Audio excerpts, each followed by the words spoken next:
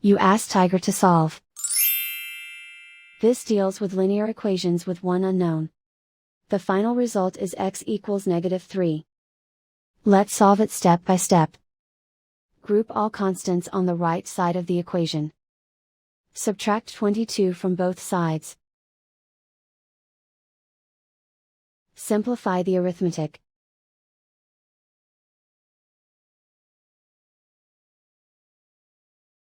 Isolate the x. Divide both sides by 15. Simplify the fraction. Find the greatest common factor of the numerator and denominator. Factor out and cancel the greatest common factor. And so the final result is x equals -3.